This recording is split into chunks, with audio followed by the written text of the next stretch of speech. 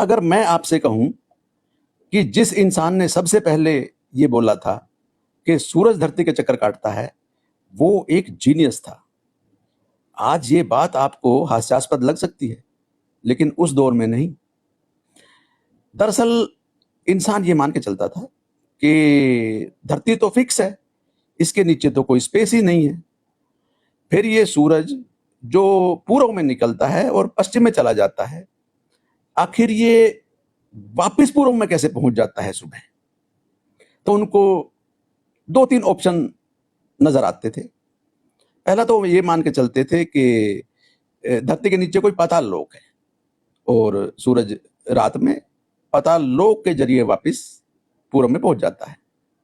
दूसरा वो ये मान के चलते थे कि धरती पानी पर टिकी हुई है और सूरज पानी के रास्ते चला जाता है। और तीसरा तो काफी हास्यास्पद है, वो ये मानते थे कि सूरज रात के अंधेरे में छुप छुपा करके वापस पूर्व में चला जाता है। ऐसा धर्म ग्रंथों में भी जिक्र है कि ये वापस कैसे पहुंच जाता है, ये कोई नहीं जानता।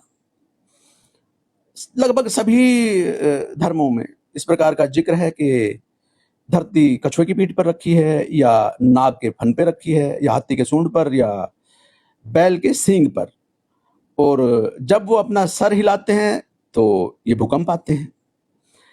ये बात किसी के जहन में नहीं आई कि वो ये पूछ ले कि ये बैल किस पे खड़ा है। तो वो बताते कि कोई प्लेटफॉर्म है, उस पे खड़ा है, और ये प्लेटफॉर्म किस पे रखा है। ऐसे करते करते आपको ये पता चल जाता कि ये लास्ट वाला जो है वो तो हवा में ही लटका होगा, और वो हवा में लटका है तो ये पूरा का पूरा सिस्टम ही हवा में हो गया। फिर ये हाथी और ये सांप, फिर ये बनाने की आवश्यकता नहीं पड़ती।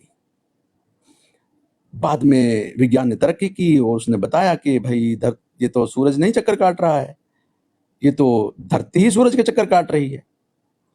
फिर पता चला कि ये चक्कर ही नहीं काट रही है, ये अपनी धुरी पर भी घूम रही है। फिर बताया कि ये हमारा पूरा सौरमंडल ही चक्कर काट रहा है। फिर बताया कि हमारी गैलेक्सी भी मूव कर रही है। और फाइनली हमारा पूरा यूनिवर्स चल रहा है। तो धरती 1 नहीं, 2 नहीं, 3 नहीं, 4 नहीं, 5 तरीके से मूव कर रही है अभी तक तो, कम से कम। ये सारा कुछ धर्म ग्रंथों में लिखा हुआ है, बस हम पढ़ना नहीं जानते।